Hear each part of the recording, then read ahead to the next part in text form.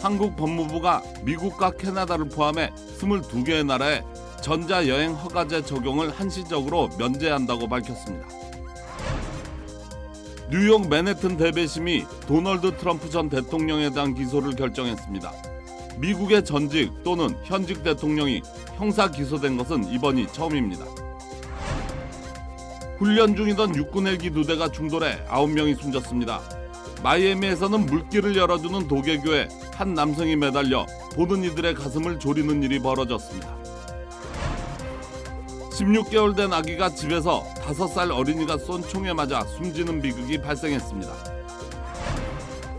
지난해 지하철역에서 아시안계 여성을 밀쳐 숨지게 한 노숙자가 정신적으로 불안정하다는 이유로 처벌을 피했습니다. 고인의 아버지는 누구를 위한 사법 시스템이냐며 울분을 토했습니다. 남녀 모두를 위한 천연 자양강장제 블랙마카와 세계 10대 건강식품 마늘의 알리신이 만나 블랙마카골드 탄생. 전립선 비대증, 골다공증, 생리통, 빈혈 등 성인에게 꼭 필요한 필수 아미노산 비타민이 함유돼 스트레스, 만성피로와 무기력증, 남녀 갱년기 완화 등 효과 만점. 늘 피곤한 당신을 위한 슈퍼 활력 푸드. 남녀 모두 파워업. 지금 10만이 장석훈의 천종산삼에서 만나보세요.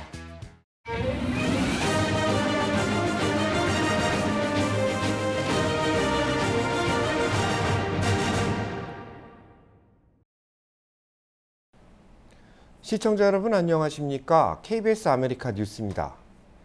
한국 법무부가 미국을 포함해 22개국을 대상으로 전자여행 허가제 적용을 한시적으로 면제한다고 밝혔습니다. 한국 방문이 보다 수월해질 것이라는 전망입니다. 김경일 기자가 취재했습니다. 오는 4월 2일 한국 방문을 계획한 김세은 씨는 미국 국적자로 최소 3일 전에 신청해야 하는 전자여행 허가 KETA를 작성했습니다. 쉽게 생각했지만 생각보다 시간도 걸리는 데다 어르신들이 하기에는 어려워 보였다고 말합니다. 간단하다고 생각하면 그럴 수도 있는데 사진을 업로드하거나 또 한국에 체류해야 될 주소를 영문으로 넣거나 아주 젊은 층이 아닌 이상은 좀 많이 신경이 쓰여지는 부분이 많았습니다. 이러다 보니 다음 달 한국을 방문하는 80대 한인은 자녀에게 전자여행 허가를 부탁했다고 합니다. 사진도 반드시 찍어야 되고 하여튼 여권 사진도 찍고요. 보내느라고 거기에 서류상에 자녀들이 다 해줬습니다. 제가는 힘들어서 여행도 가기 힘들더라고요.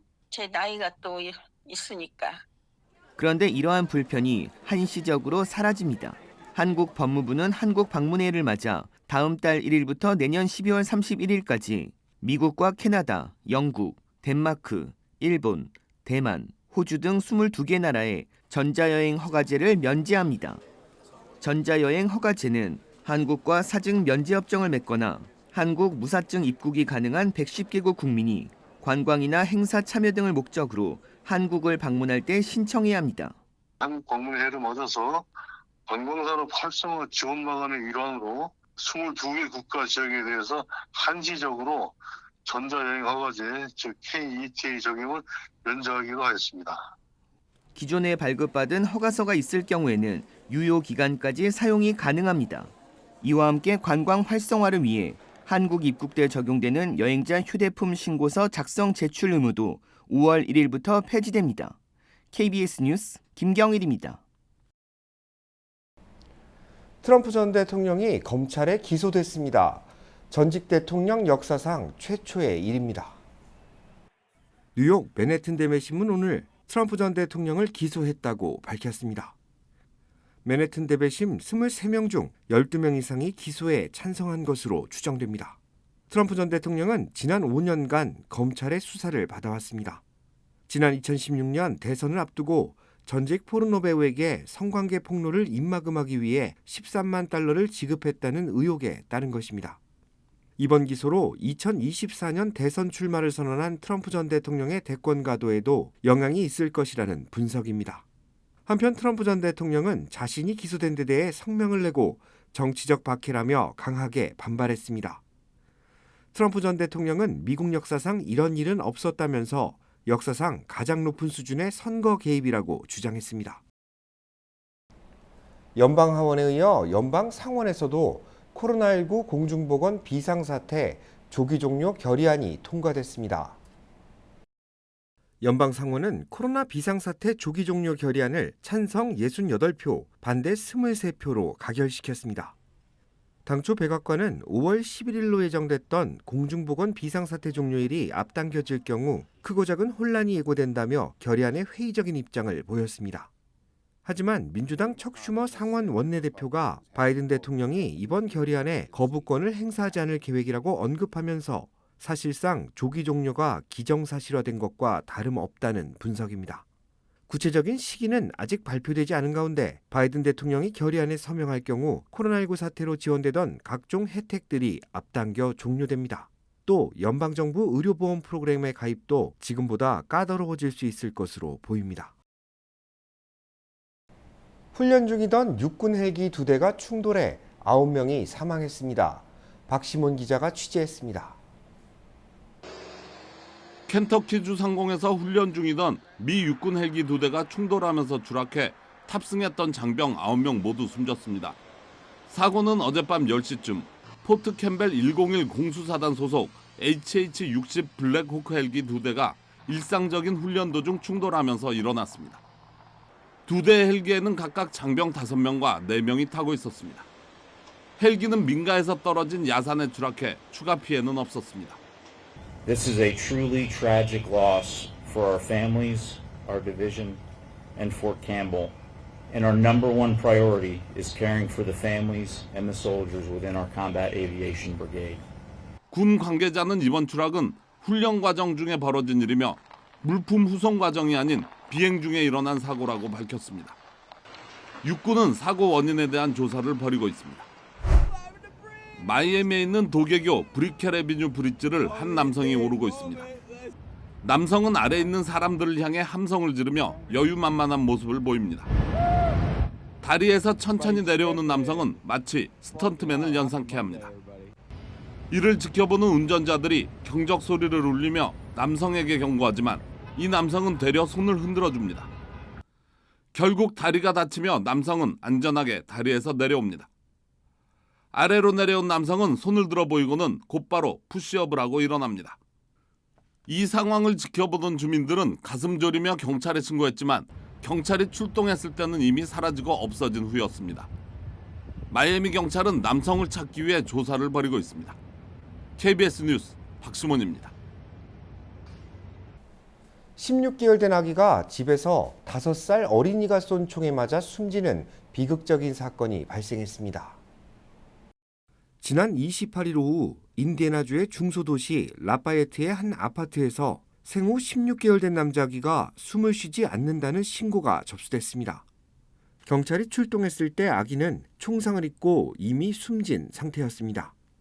경찰은 사고 당시 집안에 어른 1명과 어린이 2명이 있었다면서 5살 어린이가 집안에 있던 권총을 가지고 놀다가 실수로 방아쇠를 당겨 사고가 발생한 것으로 추정하고 있습니다.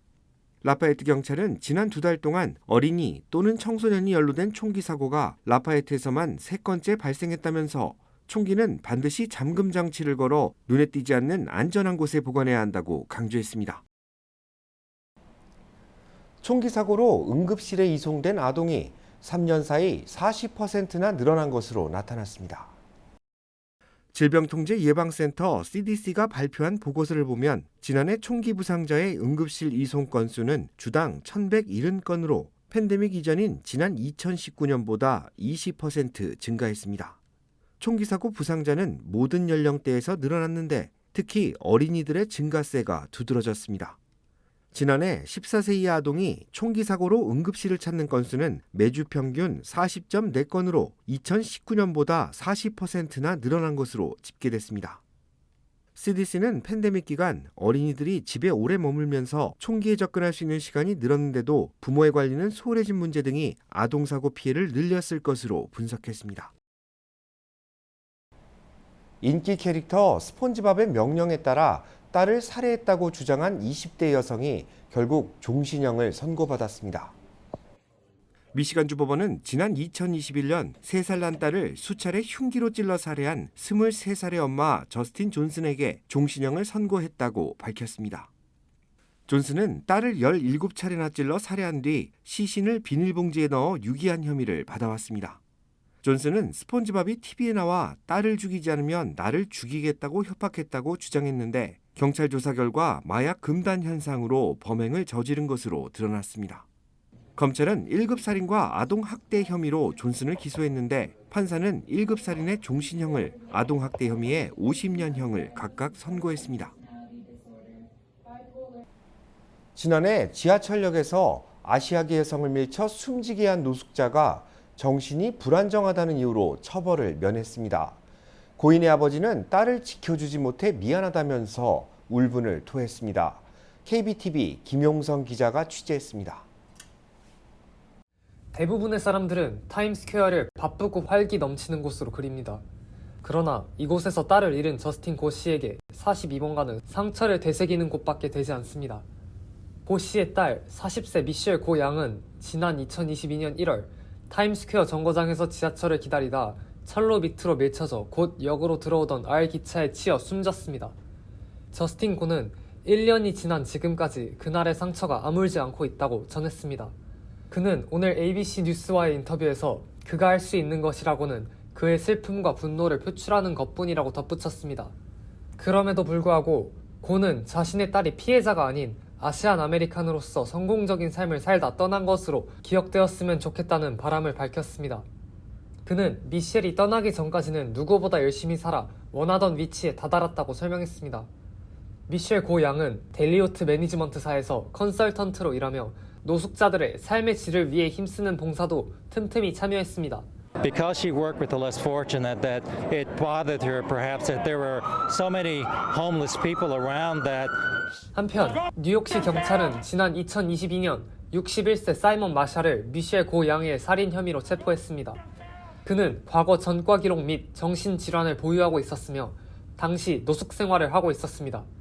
마샬은 재판에 참여하기에 정신적으로 불안정하다는 판정을 받고 별다른 처벌 없이 정신병동으로 보내졌습니다.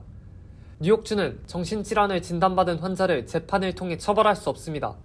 저스틴 씨는 이러한 뉴욕의 사법 및 재판 시스템을 비판했습니다. I think the system failed him, and because of that, the system failed us because he should have been taken care of. 저스틴 씨는 자신의 딸을 사건 몇 주 전 크리스마스 당일에 대화를 나눈 것이 마지막 만남이었다고 전했습니다.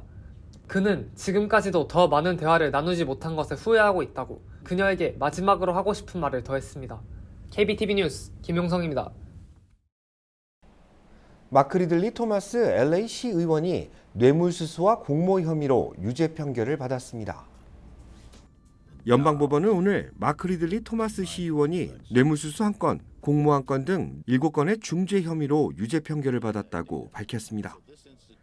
마크 리들리 토마스 시의원은 카운티 슈퍼바이저 시절 USC 사회사업대학 학장과 공모해 카운티 정부와의 계약 수주권을 지원해주는 대가로 뇌물을 수수한 혐의를 받아왔습니다. 선고 날짜는 오는 8월 14일로 예정됐습니다. 연방법원의 유죄 판결로 마크 리들리 토마스 시의원은 LA 시의회 의원직에서 제명될 것으로 전망됩니다. 한편 유죄 판결로 공석이 된 10지구 시의원 자리를 놓고 보궐선거를 치를지 여부는 LA 시의장이 결정하게 됩니다. 하지만 빠듯한 일정과 예산을 고려할 때 현 헤더 10지구 시의원 대행이 남은 임기를 모두 수행하고 내년 예비와 중간선거를 통해 새로운 시의원을 선출하는 시나리오가 가장 가능성이 높은 것으로 보입니다. 미중 갈등 속에 타이완 총통의 미국 방문이 뜨거운 감자로 떠올랐습니다. 하원 의장을 만날 가능성에 대해 중국이 거세게 반발하고 있는 가운데 미국은 중남미 순방을 위해 타이완 총통이 미국을 경유하는 것은 오랜 관행이라고 맞받아쳤습니다. 김양순 기자가 보도합니다. 중남미 순방에 앞서 미국 뉴욕에 들른 차이잉원 타이완 총통은 세계의 안보가 타이완의 운명에 달려 있다고 강조했습니다. 台湾人越团结，台湾就会越安全。台湾越安全，世界就越安全。我们会和所有的民主伙伴携手合作，台湾会继续的坚定的走在民主自由的道路上。 미 백악관 국가안보회의에서 중국 타이완 선임국장을 맡았던 로라 로젠버거 제 타이완 협회장이 차이 총통을 맞이했고 뉴욕 호텔 앞에는 환영 인파가 몰렸습니다.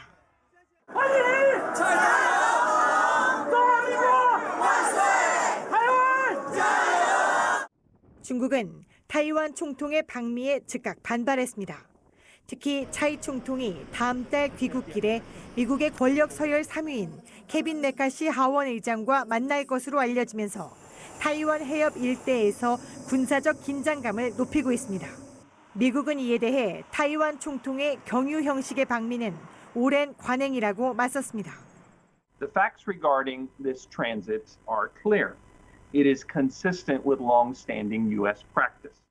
이어 미국은 하나의 중국 정책을 유지하고 있다고 거듭 강조하며 타이완 고위직이 미국 의원들과 만나는 것은 표준 관행에서 일반적인 것이라고 덧붙였습니다.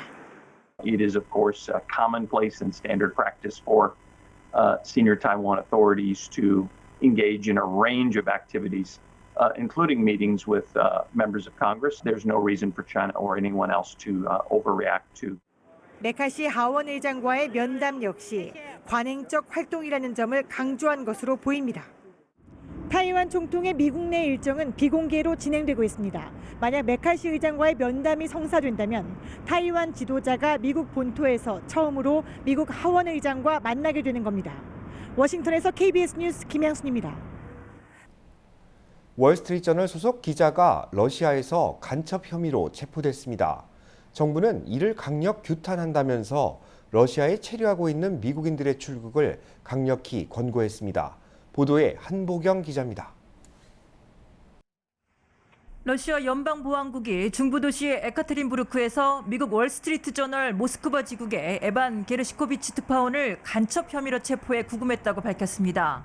게르시코비치 특파원이 미국 당국의 지시로 러시아 군수산업단지 내 기업들의 기밀 정보를 수집했다는 겁니다. 미국 국적기자가 러시아에서 간첩 혐의로 체포된 건 냉전 이후 처음 있는 일입니다. То, что было и произошло в Екатеринбурге, вот непосредственно по этому фрагменту, он занимался той деятельностью, которая не является журналистикой. 러시아 연방보안국은 구체적인 증거는 제시하지 않았는데 러시아에서 간첩 혐의로 유죄 판결을 받으면 최대 20년 징역형이 가능하다고 외신들은 전하고 있습니다. 월스트리트 저널은 성명을 통해 게르시코비치 특파원에 대한 간첩 혐의를 강력하게 부인하며 즉각적인 석방을 촉구했습니다. 미국 백악관도 러시아 정부가 미국 시민을 겨냥한 것은 용납할 수 없는 일이라며 문제 해결을 위해 국무부가 러시아 정부와 직접 접촉 중이라고 밝혔습니다. These espionage charges are ridiculous. The targeting of American citizens by Russian government is unacceptable.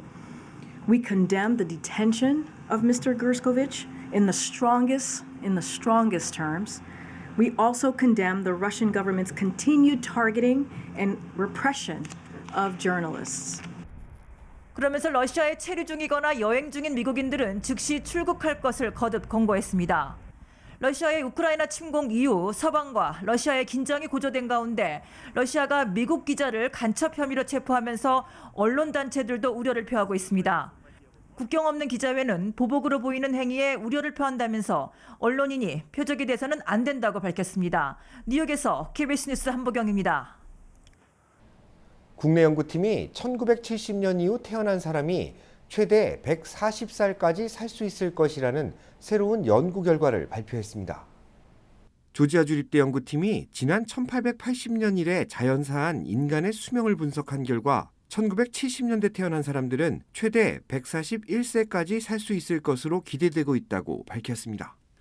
이는 지금까지 진행된 인간의 수명 연장 추이에 빗대어 계산된 것으로 의학 발달에 의한 수명 연장 가능성을 종합적으로 가늠한 결과입니다. 연구팀은 의학기술의 지속적인 발달로 인간의 수명 한계가 어디까지 다다를 수 있을지 가늠하기 어렵다면서 19세기 인간의 기대 수명은 최대 55세에 불과했지만 현대의 기대 수명이 70세가 넘는 것과 같은 이치라고 설명했습니다. 팬데믹 기간 탈 뉴욕의 오명을 쓴 맨해튼이 인구수를 회복한 것으로 나타났습니다. 그러나 여전히 사무실들의 공실률은 높은 것으로 나타났습니다. KBTV 강정민 기자입니다. 연방 센서스국이 29일 공개한 2022년 카운티별 인구 변화 통계에 따르면 맨해튼이 뉴욕시 5개 보로 중 유일하게 탈뉴욕 현상에서 빠져나온 것으로 나타났습니다. 2022년 7월 1일 기준 인구가 159만 6,273명으로 전년 동기 157만 8,801명 대비 인구가 1.1% 증가했습니다. 총 1만 7,472명이 늘어났는데 이 중 자연 증가가 3,292명, 인구 이동으로 인한 유입은 1만 3,855명으로 집계됐습니다. 퀸즈의 경우 전년 동기 대비 2.15%가 감소했고 브루클린은 1.78%, 스태튼 아일랜드 0.48%, 브롱스 2.9% 감소로 맨해튼을 제외하고는 모두 인구 유입보다 유출이 많았습니다. 한편 미 주요 지역 오피스 공실률에 따르면 맨해튼의 올해 2월 기준 사무실 공실률은 16%로 전년 대비 약 3% 증가했고 전국적으로 높은 편에 속했습니다. 실제로 타임스퀘어 인근의 한 오피스 빌딩은 1층과 2층이 통째로 비워져 있으며 사정이 급해진 건물주가 신규 분양을 하듯 1층 시설 한편에 임대 상담을 위한 사무실을 꾸리기도 했습니다. 하지만 부동산 관계자들은 2년 전 정점 가격에 팔기를 원하고 매수자들은 그 가격에 매수할 생각이 없어 거래가 잘 이뤄지지 않는다는 분위기를 전했습니다. 뉴욕의 한 금융 전문가는 공실이 늘고 금리가 올라가는 상황에서 투자자들이 대출 이자라도 낼 수 있다면 다행이라며 은행 입장에서는 연체에다 담보가치 하락이 겹쳐 부실이 쌓일 가능성이 커지고 있다고 전했습니다. KBTV 뉴스 강정민입니다. 한국인상공사가 아시안 여성들의 성취를 기원하기 위해 제품 기부 행사를 개최했다고 밝혔습니다. 한국인상공사 미국 법인은 세계 여성의 달을 맞아 아시아 태평양계 신인 작가와 지도자, 영화배우와 제작자를 양성하는 행사에 참여해 기부 행사를 펼쳤다고 밝혔습니다. 이번 행사에는 2만 달러 상당의 제품이 기부됐습니다. 한국인상공사가 기부한 제품은 미국 시장 전용으로 개발된 코어 셀렉트 라인으로 천연 허브 성분을 함유하고 있는 것이 특징입니다. 한국인상공사는 문화를 선도하고 있는 크리에이터들을 위해 앞으로도 지속적인 후원 활동을 펼칠 계획이라고 밝혔습니다. 원기 보충이 필요할 때 복용했던 황제들의 보약은 바로 공진단입니다. 여기에 혈액을 맑게 하고 막힌 길을 뚫어 오장육부를 건강하게 돕는 침향을 더해서 침향 공진단을 만들었습니다. 침향은 오래전부터 임금들의 기력회복제로 사용되었죠.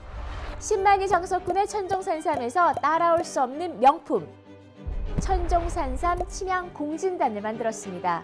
한 알에서 느껴지는 명품의 기운을 느껴보세요.